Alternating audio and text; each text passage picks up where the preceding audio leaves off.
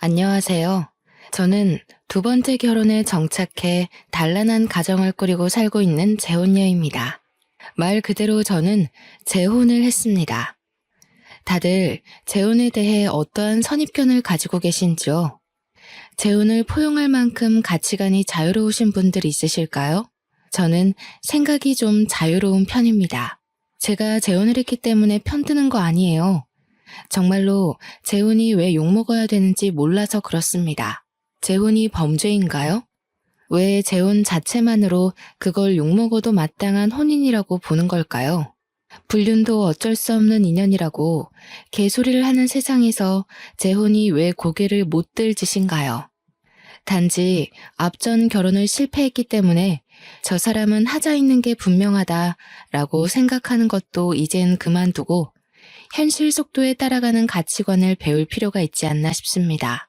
재혼을 했기 때문에 겪는 불상사는 얼마든지 감안할 생각으로 재혼을 했지만 결단코 제가 새로 만난 시댁에 굽신거릴 필요는 없지 않습니까? 그런데 시댁에선 저를 자기들 손맛대로 주무르려고 하더라고요. 지금부터 재혼녀라는 이유만으로 제가 어떤 불리한 경험을 하였는지 들려드릴게요. 저는요, 이혼남 이혼녀라는 이유만으로 안 좋은 시선부터 보내는 사람들을 그다지 안 반깁니다. 솔직히 첫 번째 결혼에서 성공적인 인연을 이루었다고 말할 수 있는 사람 몇이나 되겠습니까? 100이면 100, 다들 결혼을 후회한 순간이 있을 거라고 봅니다. 본인은 이혼해야 할 만큼 고통을 받고 살면서도 내 몸 불살라 그 고비를 다 참아가며 그래도 이혼은 안 했다? 이게 그리 자랑할 만한 일인지 저는 사실 모르겠어요. 저는 재혼을 했기 때문에 재혼이 어떤 건지 너무도 잘 알고 있는데요. 이혼을 하지 않았다고 떳떳하게 말하는 사람들은 이혼을 하지 않은 게 아니라 할 용기가 없었던 게 아닌가 싶어요. 내가 사랑한다 생각해서 선택한 배우자와 지내다 보니 완전 상극인 걸 알았다고 칩시다. 내 선택이 틀렸다는 걸 인정하기 싫고 그 인연과의 연을 끊고 살 용기가 없어서 참고만 살았던 거 아닙니까? 재혼을 한 입장에서 저는 오히려 그런 사람들이 안타깝다고 봅니다. 그건 스스로를 무너뜨렸으면 무너뜨렸지 절대 나를 지키는 방법이 아니에요.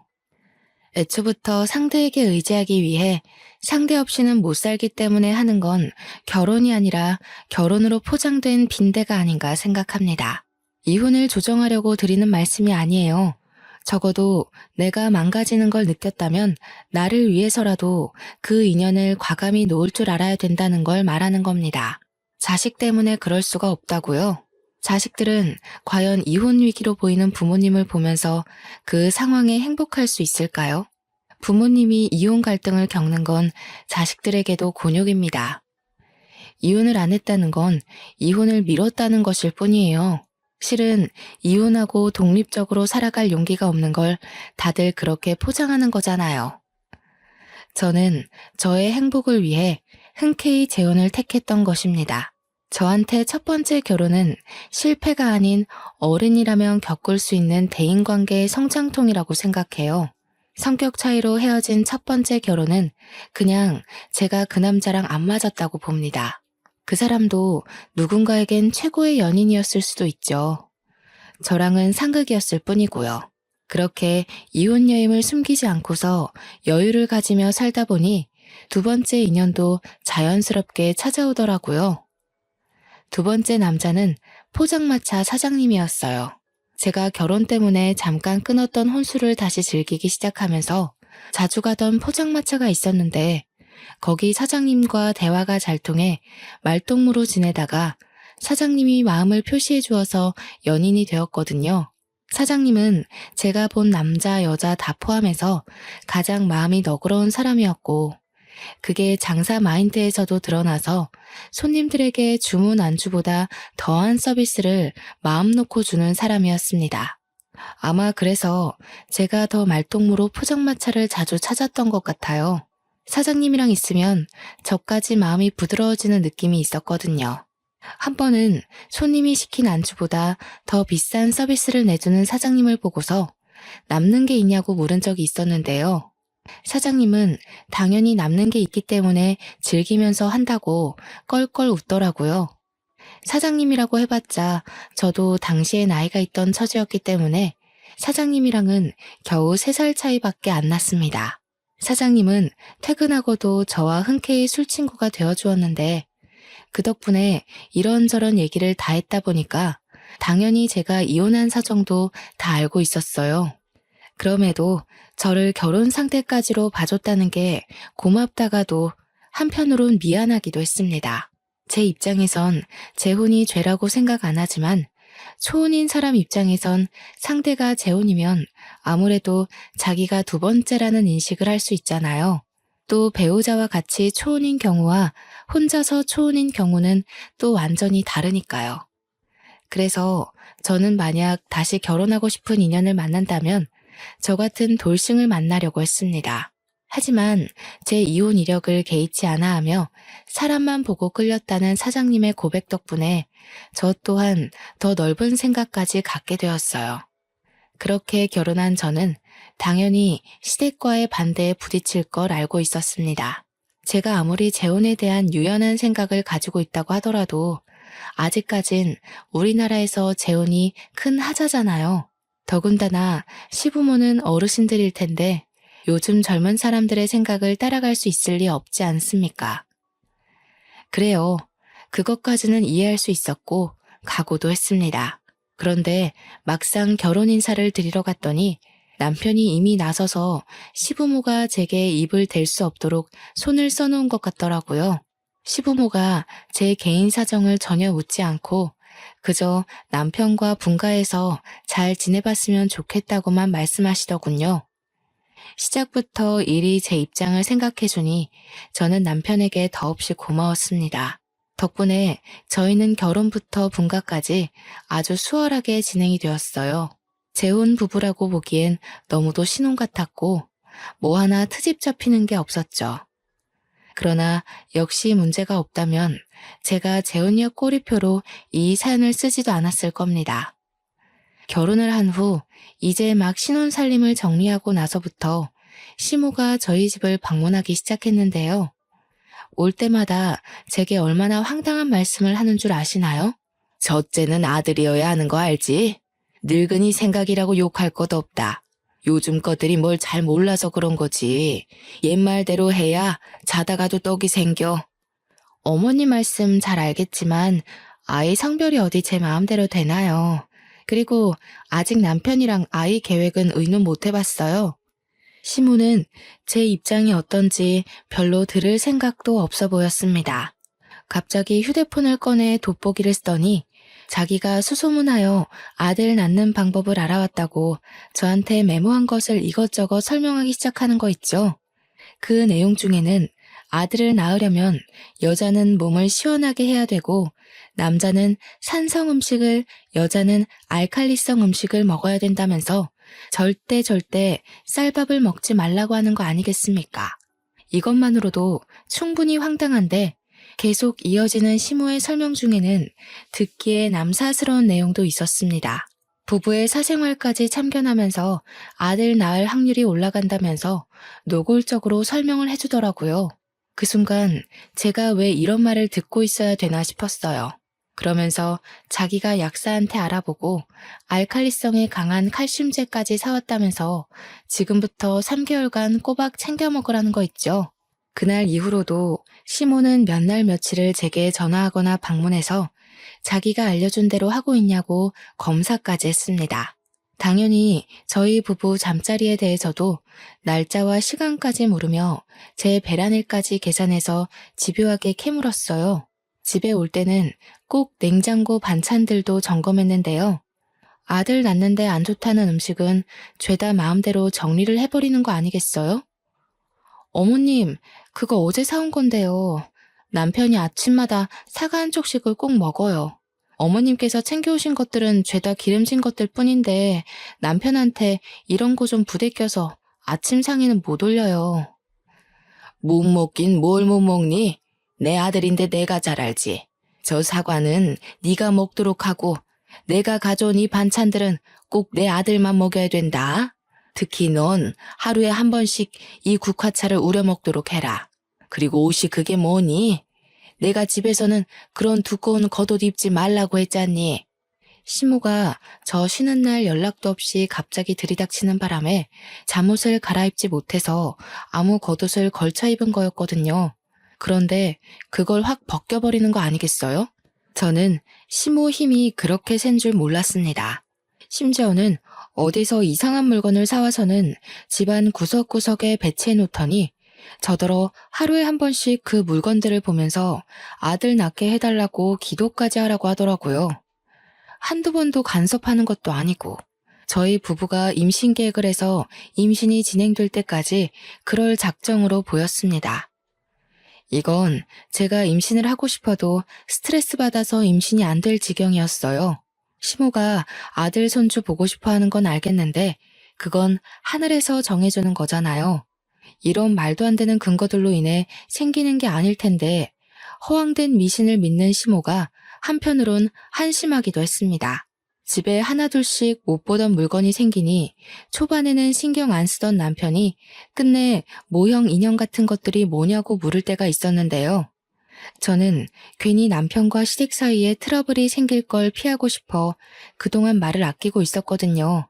그런데 몇 달째 시모한테 시달리고 있으니 그만 남편한테 알려야겠더라고요. 아, 그거 어머님이 첫째는 아들이어야 된다고 아들 낳는데 좋다는 물건들이래. 처음엔 한두 개 사오시더니 집에 올 때마다 매번 다른 걸로 사오신 거야. 뭐? 그런 게 어딨어. 보기 껄끄럽게. 사람 사는 집에다가 무슨 저런 것을 놔뒀대? 엄마가 또 쓸데없는 거 듣고 와서 자기 못 살게 굴었나 보네. 인형이 한두 개가 아닌데 그동안 이만큼이나 시달리면서 왜 말 안 했어?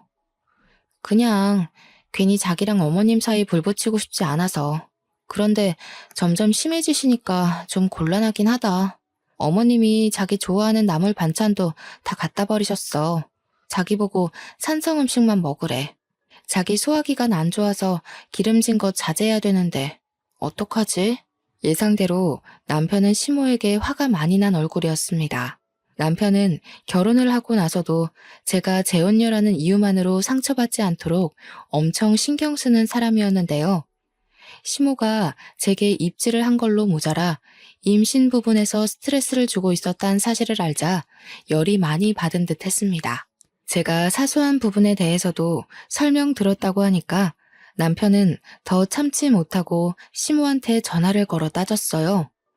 그 때문에 한동안 시모의 걸음이 뚝 끊겼고 연락도 함께 끊어졌습니다. 남편은 시모가 사다 놓은 이상한 모형 인형과 반찬 등 말도 안 되는 미신이 깃든 흔적 모두를 전부 내다버렸습니다. 시모가 사다 줬던 약까지도 빠짐없이 전부 다요. 남편과 시모가 다툰 것은 마음이 불편했지만 그래도 그것들이 눈에만 안 보이니까 제가 좀 숨을 쉴 수 있겠더라고요. 마음이 평온해졌기 때문일까요? 스트레스의 원흉이 사라지자 놀랍게도 저는 임신을 하게 되었습니다. 임신이 되었을 때까지도 시댁에선 제게 간섭하는 것이 없었어요.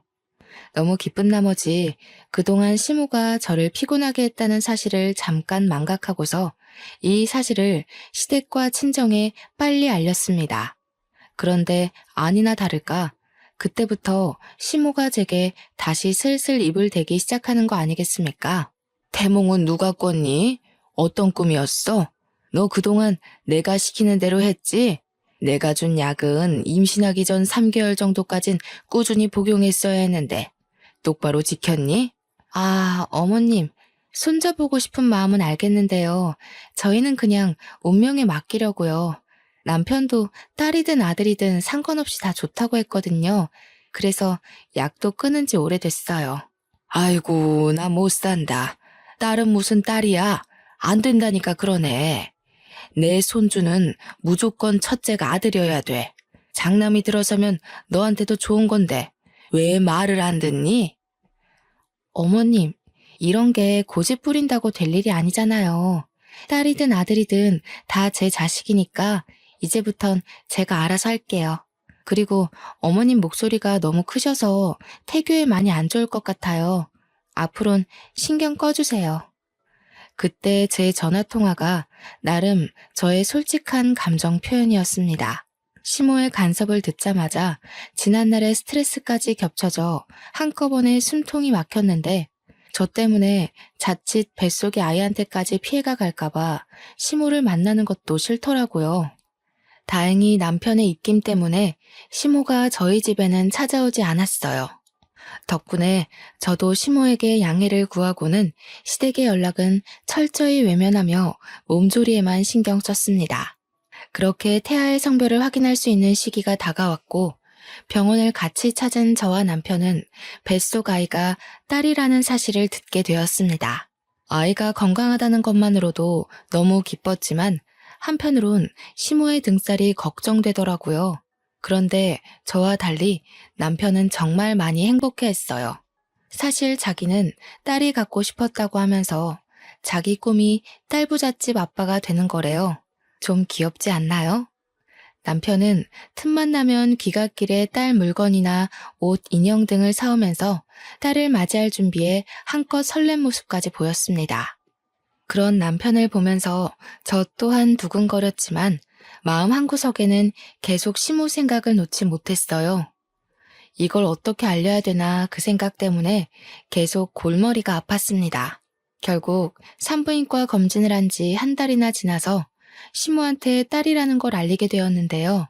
그날 제가 시댁을 찾아가서 말씀을 드린 거였습니다. 남편과 시부는 출근을 했던지라 시댁에 같이 없었고 시댁에는 산후조리를 끝내고 온 신우랑 신우의 아들을 안고 있는 시모만 있었습니다. 제 뱃속의 아이가 딸이라는 걸 밝히자마자 시모가 시조카를 바로 내려놓더라고요. 아니나 다를까 눈에 불을 켜고 득달같이 언성을 높였는데 바닥에 놓인 시조카 똥기저귀를 제 얼굴에 던지는 거 아니겠어요? 그러게, 내가 뭐라고 그랬니? 진작에 내 말대로 했으면 아들을 가졌을 거 아니야. 네 신우 봐라. 내가 시키는 대로 했더니 금쪽 같은 아들을 낳은 거 안 보여? 어머님, 도대체 딸이 어떻다고 이러세요? 똑같이 귀한 자식이에요. 그러는 어머님께서 낳은 형님도 딸인 건 마찬가지 아니에요? 장녀 아니에요? 그럼 어머님도 집안 망신시킨 꼴인 거네요? 어머님도 첫째 애로 형님 낳으셨으면서 왜 이렇게 장남에 집착하세요? 어머머, 얘 봐라. 얘가 뭐라는 거야? 희원아, 얘 지금 뭐라는 거니? 한 번 갔다 온 주제에 그깟 아들 하나 못 낳아서 내 자식한테 2번이나 흠을 만들어 놔? 내가 너 같은 애를 순순히 받아들인 이유가 왜겠니? 그래도 한 번 갔다 왔으면 고분고분 수그릴 줄 알아야지. 그러게 옳게. 아무리 시건방져도 그렇지. 어떻게 시어머니 되는 사람한테 대들어? 전에 시댁에서도 이랬어? 그래서 이혼당한 거지.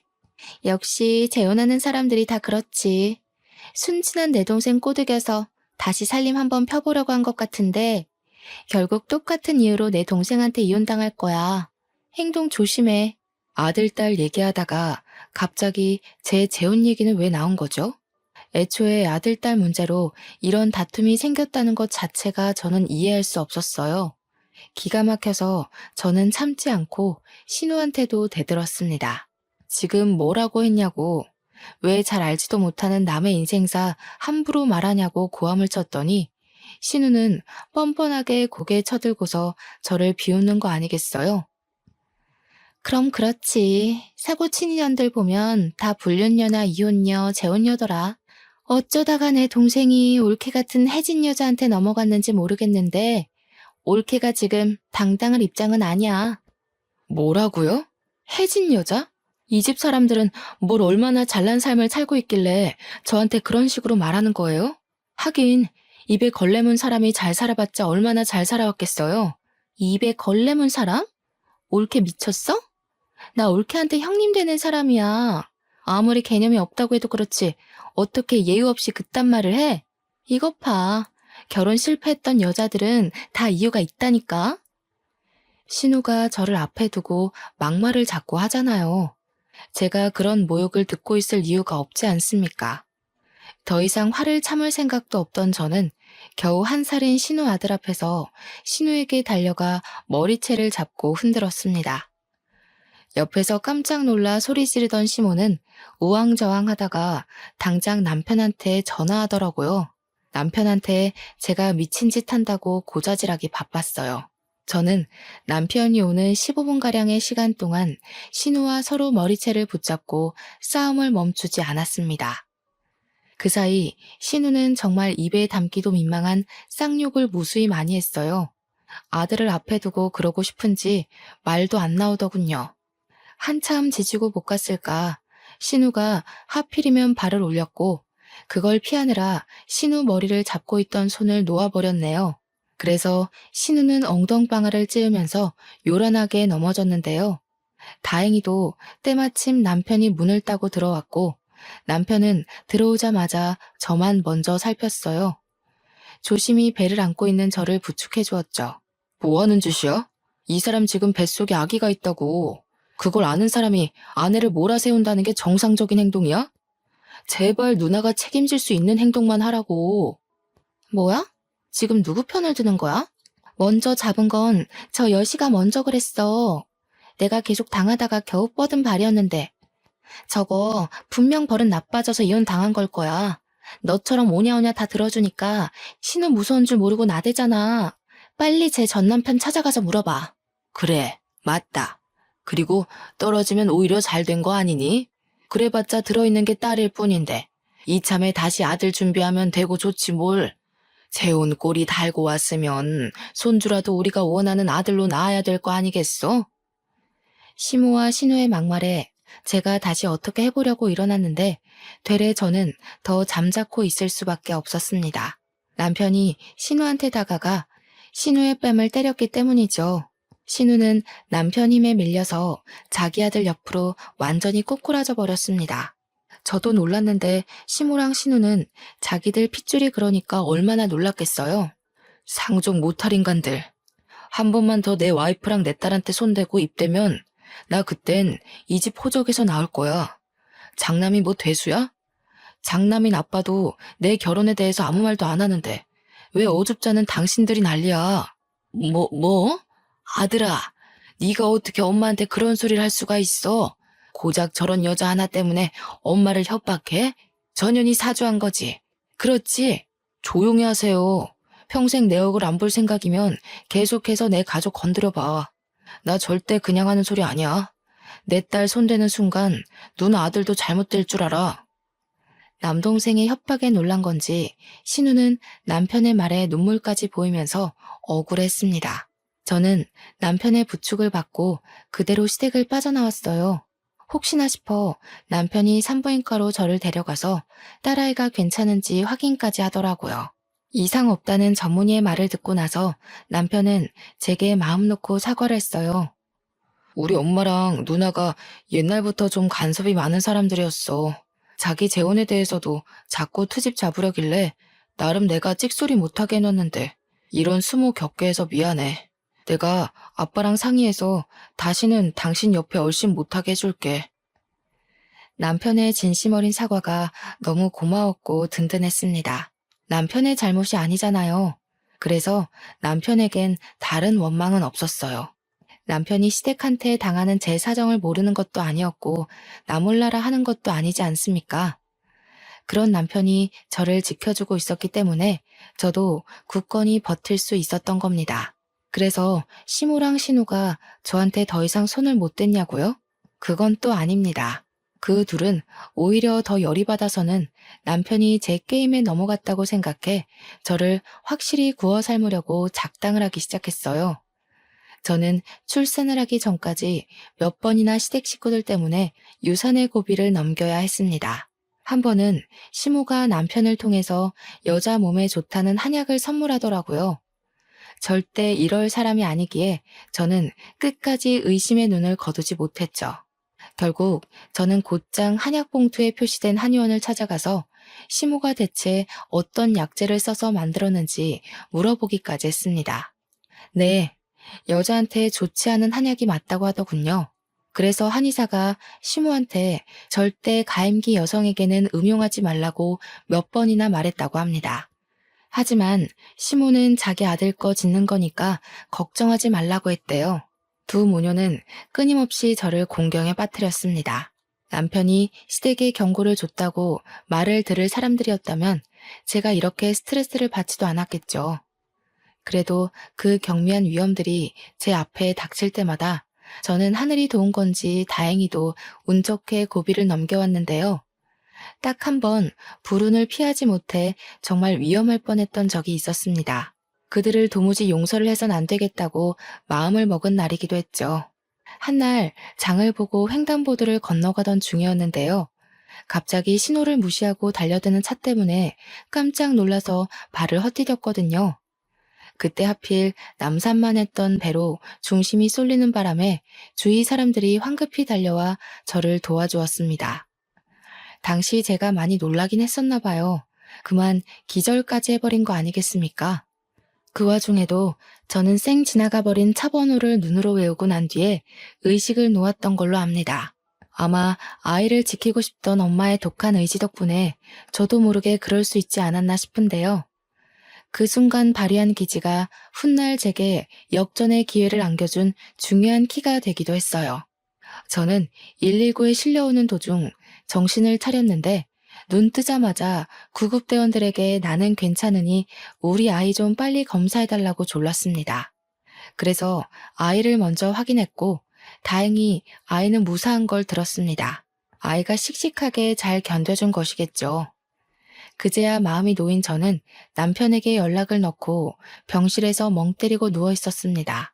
그동안 제 주변을 도사리고 있던 아찔한 순간들이 머릿속을 훅훅 지나가더라고요. 이혼 여인 저를 거절 한 번 없이 허락해줬으니 무조건 손자를 낳아야 한다는 시모 말이 계속 머릿속을 맴돌았어요. 차라리 그만한 이유라도 설득력이 있는 까닭이라면 제 나름대로 이해를 해보겠다만 언제 한번 시모한테 왜 꼭 아들이어야 하냐고 물은 적이 있거든요. 그런데 시모 말이 아들 낳는데 이유가 어딨냐고 그건 당연한 일이라고 하는 거 있죠.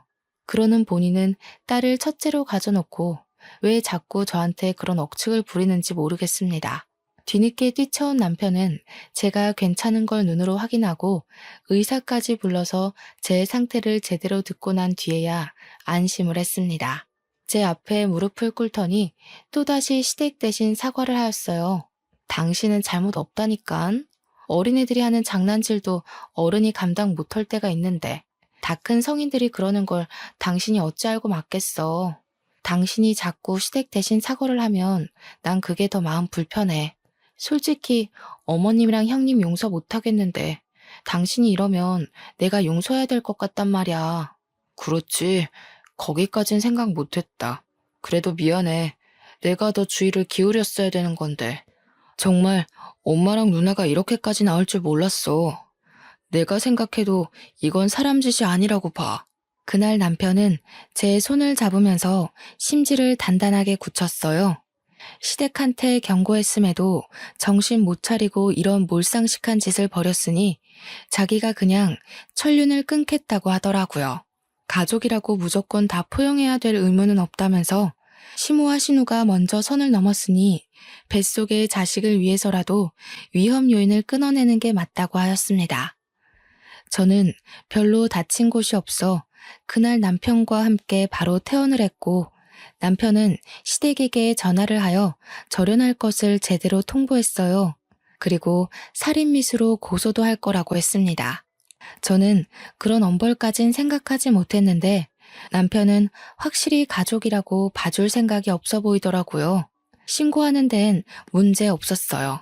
다행히 제가 증거 사진을 다 남겨놓기도 했고 아파트 건물 CCTV랑 도로 CCTV를 통해 제가 누군가의 고의로 위험에 처했다는 사실은 얼마든지 입증이 가능했으니까요.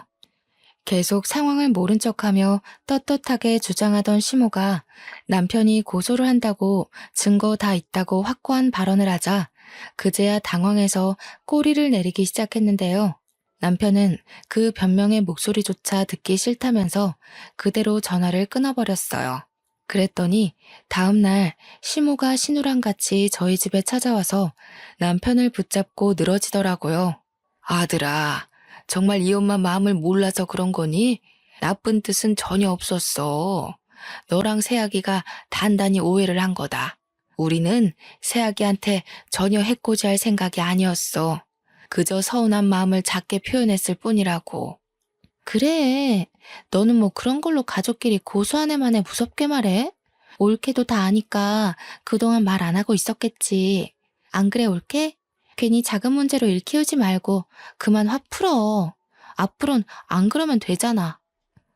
여러분들은 이게 과연 사과라고 생각하시나요? 반성의 기미가 있다고 보십니까? 누가 들어도 변명일 뿐이기만 한 발언으로 남편한테 사정을 하고 있으니 남편이 어디 눈 하나 깜빡하겠어요? 당연히 남편은 더 화가 나서 천륜을 끊을 거라고 큰 소리까지 쳤고 또 제가 용서를 안 하면 자기는 평생 시모를 안 보고 산다는 말까지 했습니다. 시겁한 시모가 서둘러 제게 와서 제 손을 잡았는데요. 그 힘에서 얼마나 간절함이 묻어나던지 맞잡은 손이 엄청 아렸습니다. 아가, 내가 다 늙어서 속상한 마음에 애들 장난처럼 표현을 했어. 정말 어떻게 해보려는 의도는 하나도 없었다. 가족끼리 가벼운 장난 정도는 눈 감아줄 수 있지 않니? 어머님은 가족끼리 목숨 가지고 노시나 봐요. 어머님이랑 형님은 제 아이를 노렸겠지만 제 목숨도 두 사람 손에 놀아놨다는 거 제가 정말 몰랐을 거라고 생각하세요? 장난이었다고요? 두 사람은 장난으로 던진 돌일지라도 제게는 매 순간 전쟁통이나 다름없었어요. 안다. 알고 말고. 내가 미처 네 입장까진 생각하지 못했구나. 이렇게 잘못했다고 사과를 하지 않니? 다시는 그런 일 없을 거다. 나 이렇게 우리 아들 안 보고 못 살아. 제발 한 번만 눈 감아주렴. 그래, 올케. 내가 솔직히 좀 심했어. 인정할게. 멀쩡한 내 동생이 한 번 갔다 온 여자한테 장가가는 게 아까워서 그랬어. 엄마가 아들 손자 바라는 것도 나랑 같은 심리야. 미안해. 딸 낳아도 괜찮아. 그러니까 우리 그만 화해하자. 저는 시모도 시모지만 신우의 태도가 정말 어처구니 없었습니다. 시모는 그래도 발을 동동 구르며 저를 붙잡고 울상짓는 신용이라도 했는데 신우는 전혀 아니었거든요. 한눈에 봐도 신우는 자기가 왜 사과를 해야 되는지 모르는 눈빛이었고 고소만큼은 피하기 위해서 어쩔 수 없이 고개 숙이는 느낌이 났어요. 원래부터 좋게 넘어갈 생각은 아니었지만 신우의 반성 없는 꼴을 보니 이 상황을 조용하게 넘어가면 안 될 것 같더라고요. 결국 신우는 자기 무덤 자기가 판 셈이에요. 신우 태도를 보고 제가 제 행동을 결정하려 했는데 신우는 제가 당시 현장을 피바다로 만들도록 화를 돋운 거예요. 저는 자리에서 일어나 잠깐 방에 들어가서 종이봉투 하나를 들고 나왔습니다. 그러고는 신우 발 앞에 패디기를 쳤어요. 제가 횡단보도에서 의식 잃으면서까지 차 번호를 외웠는데요. 조회해보니까 엄청 재미난 사실을 알았지 뭐예요? 형님 그렇게 떳떳하게 아들 낳았다고 자랑하더니 유부남 꼬셔서 낳은 애였어요? 제 말에 신우는 처음으로 크게 당황하면서 입을 어버버거렸습니다. 이 사실을 처음 듣는 남편과 시모는 저희 대화에 끼어들지 못하고 있었고 남편이 대신해서 신우 발 아래 있는 종이봉투를 들고 확인했어요.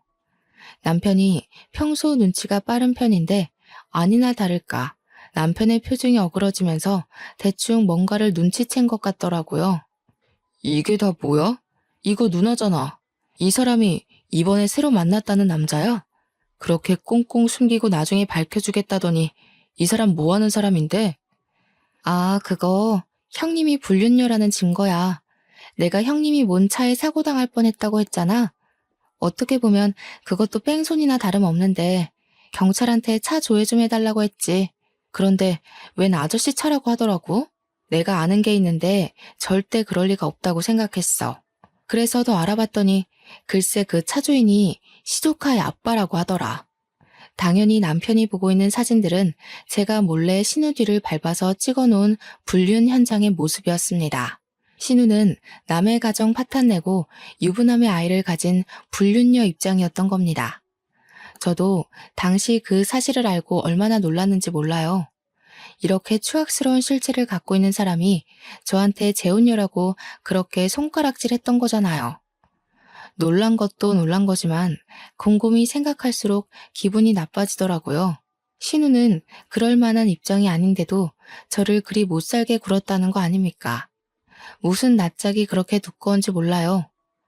역시나 제가 놀란 것처럼 남편이랑 시모도 상당히 충격이 커 보였습니다. 심지어 시모는 남편이 들고 있는 사진을 뺏어가 자세히 보면서 기함을 했어요. 그 와중에 신우는 미꾸라지처럼 빠져나가려고 어떻게든 머리를 굴리고 있는 게 훤히 보였습니다.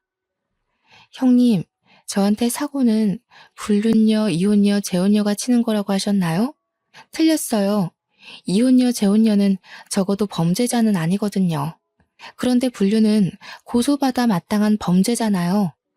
고작 불륜녀 주제에 재혼한 제 앞에서 그리 고개를 쳐들고 계셨던 거예요?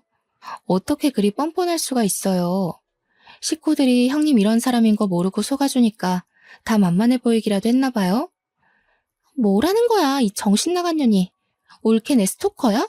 어디서 이런 걸 조작해서 나를 겁박해. 이러면 내가 무서워 벌벌 떨 줄 알았나 보지? 나 그렇게 멍청한 사람 아니거든. 겨우 생각한 방편이 스토커 핑계라니 실망스럽네요. 어머님도 어머님 따님이 하는 짓 똑바로 지켜보세요. 아들 낳은 형님을 그렇게 자랑스러워하셨잖아요. 겨우 불륜녀가 낳은 손자를 둔 셈인데 어떡해요?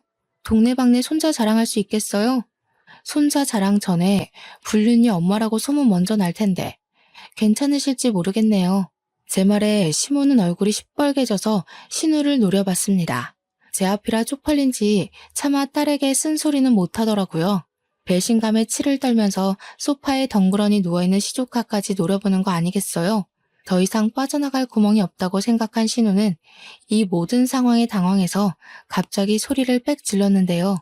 자기는 불륜이 아니라고 사랑이고 운명이라면서 본처가 자기들 사이 갈라놓고 있는 거라고 증거 사진들을 갈기갈기 찍기 시작하더군요. 신우의 숨통을 조일 수 있는 귀한 증거인데 제가 원본을 줬을 리 있겠습니까? 헛짓하고 있는 신우에게 그거 다 휴대폰에 저장된 사진이라고 하니까 신우는 그제야 제 앞에 무릎을 꿇고 울며 불며 애원을 하더라고요. 올케, 이거 밝혀지면 나 그 사람한테 외면당해. 제발 부탁이야. 그 사람 합의 이혼하고 나한테 온다고 했단 말이야. 이거 들통나면 우리 아들은 아빠 없이 커야 돼. 형님은 그런 말 할 자격이 없어요. 남의 집 자식 아빠를 뺏은 사람이잖아요. 못 모르는 시조카 입장은 안타깝지만 제가 방금 그분 본처한테 연락을 넣었어요. 형님 같은 사람이 행복한 가정을 꾸리고 산다면 남겨진 그 집 가족들한테 너무 잔인한 일이잖아요. 불륜을 저지르면 그 대가가 불행이라는 거 시조카도 똑똑히 알아야죠. 저는 신우 앞에서 휴대폰을 들이밀며 처음 보는 번호로 그 사진들을 전송한 걸 보여줬습니다. 신우는 다시 얼굴색이 돌변하더니 제 휴대폰을 바닥에 냅다 집어던졌어요. 그러고는 울분에 차서 저를 노려보는데 자기 폰으로 불륜남이 전화가 오기 시작하자 사색이 되더라고요. 불안에 떨며 전화를 받고는 자기야 하면서 변명을 막 하는데 제가 본 사람들 중 가장 못나고 찌질해 보였습니다. 어쩜 시모도 신우도 이런 식으로밖에 못 살았을까요? 남편 위로 저런 사람이 둘이나 있는데 남편은 저들과 달라서 얼마나 다행인지 모릅니다. 난장판인 시댁 식구를 보면서 한심한 마음에 혀를 내두르고 있던 차 남편이 알아서 그들을 쫓아냈습니다. 남편은 문을 닫기 전에 그 두 사람에게 딱 한마디 엄포를 남기더라고요. 연락할 때까지 다신 얼씬도 하지 말라고 말입니다. 시무랑 신우를 본 건 그때가 마지막이었어요. 2달이 지난 지금까지 만난 적이 없네요. 출산하기 전에 그들을 떼어낼 수 있어서 천만 다행이라고 생각합니다. 출산 내내 험난한 시간을 보냈는데 그게 출산 임박까지 이어졌다고 생각해보세요. 그래서 우리 아이가 잘못되었다면 저 정말 시무랑 신우의 숨통을 졸랐을지도 모릅니다. 다행히도 하늘이 알아서 나쁜 인간들을 떼어내주지 않았습니까? 출산 임박해서 그 두 사람을 정리했잖아요. 모든 게 다 고마운 상황이었지만 그 와중에 특히 고마웠던 건 못난 엄마의 불찰에도 그 모든 걸 씩씩하게 잘 버텨준 우리 딸에게 고마울 따름이에요. 제 아이는 너무도 무사하고 건강하게 태어났습니다. 저와 남편은 그제야 가정다운 가정을 살면서 딸에게 최선을 다하는 부모가 되려고 노력 중에 있어요. 아, 그리고 제 딸이 여자아이치곤 좀 독특한 부분이 있었는데 예쁜 인형을 좋아하기보단 주로 칼 장난감을 가지고 노는 걸 좋아하더라고요. 얼굴은 예쁘게 생겨가지고 남편이 사준 인형들을 세워놓고 칼을 휘두르며 노는데 얼마나 장군 같은지 모릅니다. 남편이 인형놀이 하라고 사준 선물들은 전부 딸의 전쟁놀이를 즐겁게 만들어주는 적군이 되어버렸어요. 그럼에도 남편은 그런 딸마저 사랑스럽고 예쁘다며 시간 날 때마다 딸이랑 놀아주려 하더군요. 사이좋은 부녀를 보면서 저는 그간의 스트레스를 싹 잊어가고 있는 중입니다. 그리고 시댁 사정은 전과 다를 게 없었어요. 여전히 제 눈에 코빼기도 안 보였고 근근히 소식은 들렸지만 명절조차도 마주할 수 없었습니다. 이게 다 남편이 제 편의를 봐줬기 때문이죠. 제가 그런 몰상식한 시댁을 안고서 결혼 생활을 이어갈 수 있는 이유도 전부 남편의 덕이라고 봅니다. 가끔씩 시부만 저희 딸을 만나러 신혼집에 방문하고 있는데 시부 말 들어보니까 시무가 늘 같이 동행하고 싶다 하는 것 같다더라고요. 시부가 한 번씩 남편한테 슬쩍 시무 얘기를 물어보곤 하는데 그때마다 남편이 단칼에 거절하는 바람에 시무는 아직도 저희 신혼집 동네조차 못 밟아보는 중입니다. 시부는 한 번씩 더 보는 것 말고는 저희에게 화해할 것을 딱히 강요하지는 않았습니다. 시부도 신우와 시모의 행적을 들었을 테니 감히 눈 감아주라고 언급하지 못하는 거겠죠. 그래서 그저 제 딸의 사진이랑 동영상만 찍어 시모한테 보여주는 걸로 만족하고 있어요. 또 신우는 제가 신우 불륜남의 본처에게 증거물을 죄다 보내줘서 상간녀 소송을 당했다고 하더라고요. 죗값을 받으라고 일부러 본처에게 알린 것이기 때문에 신우가 어떻게 되었는지 괜찮은지 딱히 안부가 궁금하진 않았습니다. 다만 저 때문에 아빠 없이 커야 하는 시조카의 사정은 마음 한편에 계속 걸려 있어요. 부디 신우가 죗값 치른 이후로 자기 죄를 반성하고 시조카에게 부끄럽지 않은 엄마가 되었으면 좋겠네요. 보통은 이런 개첩한 시댁이라면 두 번째 이혼도 마다하지 않고 했을 법한데 여태 들려드렸다시피 제 남편이 너무 진국인 사람이에요. 지금도 제가 이 글을 쓴다고 딸내미랑 둘이 자리를 피해줬는데 뭐하고 노는 줄 아세요?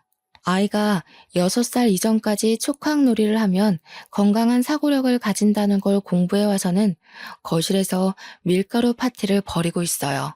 제가 육아 때문에 잠깐 휴직 상태인데 남편은 일까지 하면서도 저보다 육아에 더 신경 쓰고 공부를 해요. 그렇다고 저한테 소홀한 것도 아닙니다. 남편이 요리에 일가견이 있어서 포장마차를 운영한 것도 있었는데 자기가 집에 있는 날에는 자기가 식사 준비를 하려고도 해요.